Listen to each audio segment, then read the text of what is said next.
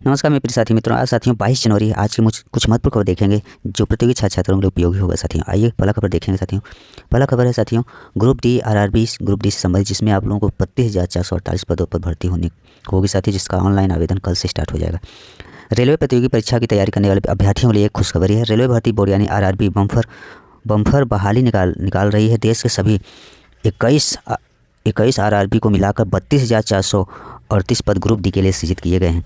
इसी रिक्त पदों को निकालने की तैयारी चल रही है। इसके अतिरिक्त भी पदों निकालने की तैयारी, ये वैकेंसी जनवरी या फरवरी में आने की भी संभावना है, जिसे आप लोग एनटीपीसी भी देखने को मिल सकता है। पटना मुजफ्फरनगर भी रिक्तियाँ भेज दी है। ग्रुप डी का केंद्रीय नोडल इलाहाबाद को बनाया गया है। आरआरबी के सूत्रों की माने तो थोड़ी बहुत रिक्तियों की संख्या में बदलाव हो सकता है, हालांकि ज़्यादा उम्मीद नहीं है कि ग्रुप डी में इजाफा हो। इस वर्ष अब तक 8 रोजगार सूचना के अनुसार रिक्तियां निकाली जा चुकी है। इसी परीक्षाओं के चलते इसकी परीक्षाएं चल रही है और आरआरबी की 2 और वैकेंसी आने वाली है। इसमें आरआरबी की आइसोलेटेड वैकेंसी में 1036 रिक्तियां आने वाली है। इसके लिए जनवरी में आवेदन की प्रक्रिया शुरू किए जाने की भी संभावना है।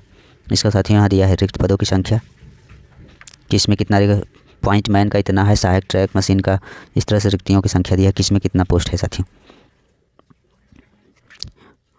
और इसके पहले साथियों टेक्नीशियन और एएलपी का वैकेंसी अभी साथियों एग्जाम खत्म हुआ है, उसका रिजल्ट के इंतजार में है विद्यार्थी। नेक्स्ट खबर देखेंगे। टीआरई 3 का अंक पत्र साथियों कल नोटिफिकेशन जारी हुआ था, जो आज से साइट पर देख सकेंगे। बीपीएससी टीआरई 3 का आप लोग अंक पत्र बीपीएससी द्वारा अपलोड कर दिया गया, जिन्हें आप लोग आज से देख सकते हैं। अतिथि शिक्षकों को अभिमानता संबंधी मामले के कार्य वर्ग 11 और 12वीं के 6 विषयों को छोड़कर शिक्षा विभाग एवं अनुसूचित जाति जनजाति कल्याण के अंतर्गत विद्यालय के अध्यापकों के वर्ग 1 से 5 व 6 से 8, 10 से 12 के सभी विषयों के अभ्यर्थी इसमें शामिल हुए। बुधवार को अपनी वेबसाइट पे जो है आयोग वेबसाइट पर आईडी या पासवर्ड डालकर लॉगिन करने के बाद अपने डैशबोर्ड पर जाकर देख सकते हैं। परीक्षा के दौरान इंटरपर्सनेशन में संलिप्त उम्मीदवार आर्थिक अपराध इकाई द्वारा दायर आर्थिक अपराध थाना कांड इतना संख्या दिया है, जिसमें अभियुक्त बनाए गए उम्मीदवार अपना अंक नहीं देख सकेंगे। पहले दिन 206 शिक्षकों की हुई काउंसलिंग साथियों कल से शुरू हो गया है। नेक्स्ट खबर देखेंगे। 4 वर्षीय इंटीग्रेटेड बीएड कोर्स में नए सिलेबस से होगी पढ़ाई। प्रवेश परीक्षा एनटीए आयोजित करेगी साथियों।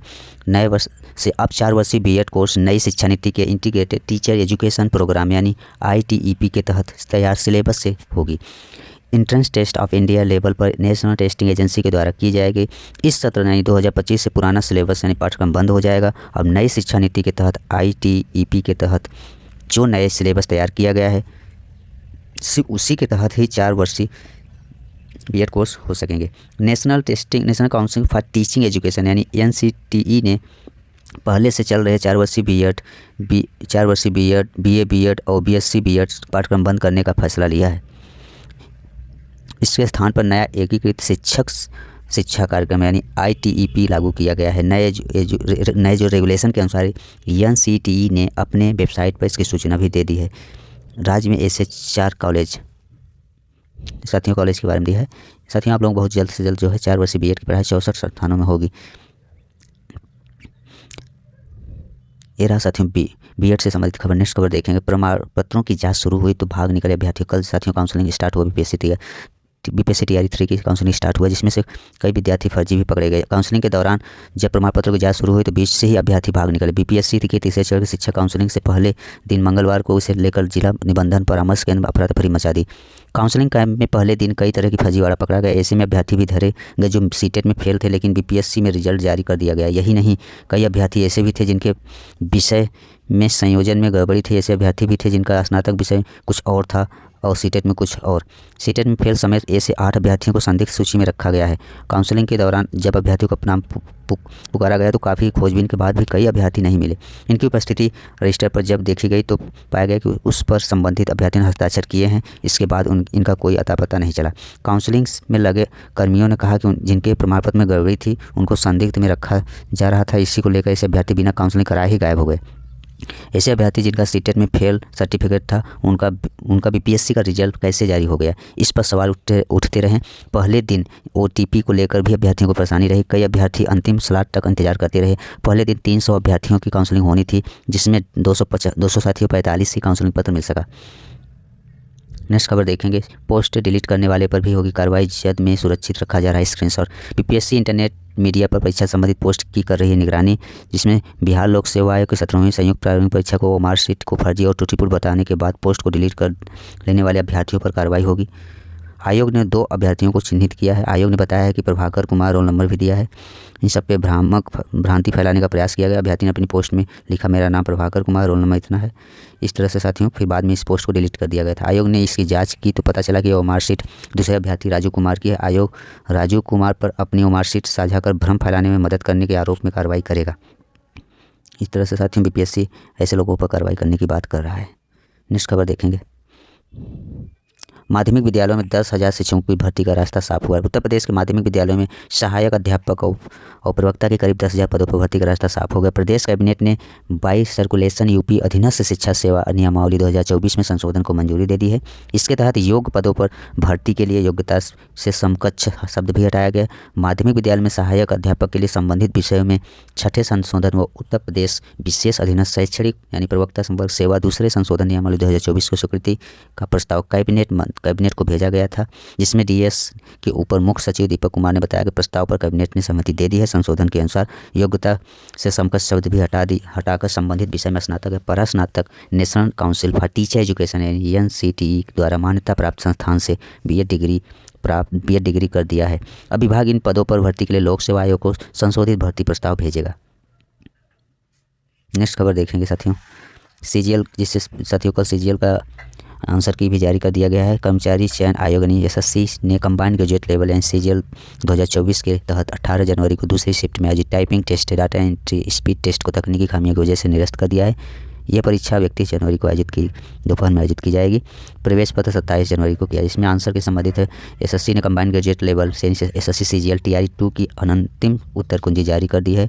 उत्तर कुंजी SSC की मेन वेबसाइट पर उपलब्ध है।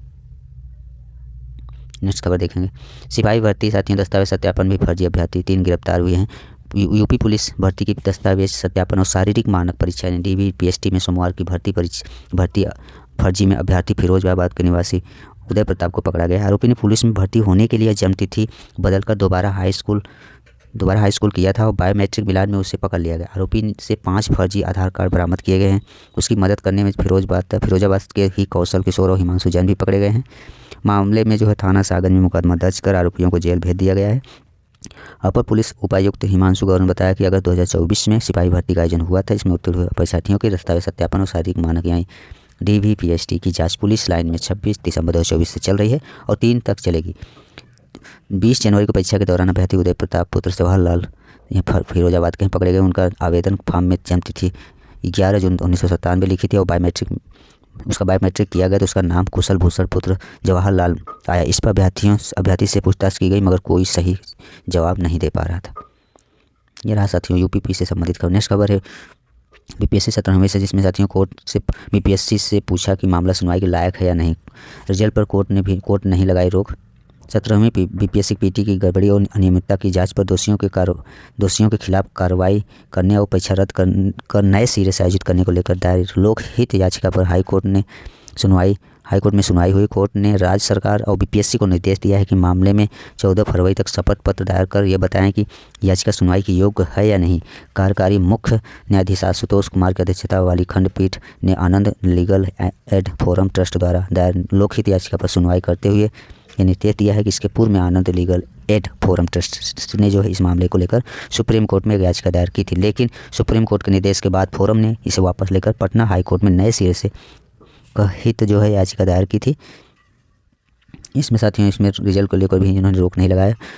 आगे देखते हैं इसमें क्या निर्णय लेता है। पटना हाई कोर्ट में एक ही 17वीं प्रारंभिक परीक्षा पर दायर की याचिका पर मंगलवार सुनवाई के साथ ही कई न्यूज़ पोर्टल पर एक खबर चलने लगी कि फैसले आने तक कोर्ट ने बीपीएससी रिजल्ट रोक लगा दी है। 2 सप्ताह में मामले में उससे जवाब मांगा और 31 जनवरी को सुनवाई की अगली डेट निर्धारित की, लेकिन बीपीएससी ने फेसबुक, एक्स या यूट्यूब पर आधिकारिक बयान जारी कर इस खबर का भी खंडन कर दिया, इसे भ्रामक बताया है। जिसमें एक और न्यूज़ था साथियों 501 पद की बढ़ोतरी की खबर, इसका भी खंडन किया। इस विज्ञापन में पूर्व प्रकाशित 2035 पदों के लिए ही ली गई है, इसमें किसी तरह की वृद्धि नहीं की गई। वो भी साथियों भ्रामक ही खबर था जो 501 सीट बढ़ने की बात कही जा रही थी। ये रहा साथियों बीपीएससी से संबंधित खबर। नेक्स्ट खबर है, शिक्षकों ने एक्स पर चलाया अभियान। बिहार के सरकारी स्कूल में कार्यरत शिक्षकों ने तबादले में हो रही देरी से नाराज शिक्षकों ने मंगलवार को सोशल मीडिया प्लेटफॉर्म एक्स पर अभियान चलाकर अपनी नाराजगी जाहिर की। प्रदेश भर के शिक्षक इस अभियान में शामिल हुए। एक्स पर शिक्षकों का यह अभियान काफ़ी ट्रेंड में रहा। अभियान का नेतृत्व कर रहे युवा संघ के प्रदेश अध्यक्ष दीपांकर गौरवनीश ने बताया कि 1.90 लाख शिक्षकों की ट्रांसफ़र उनके घर के इर्द गिर्द करने की बात कही थी, लेकिन अब तक 35 शिक्षकों को ही तबादला हुआ है।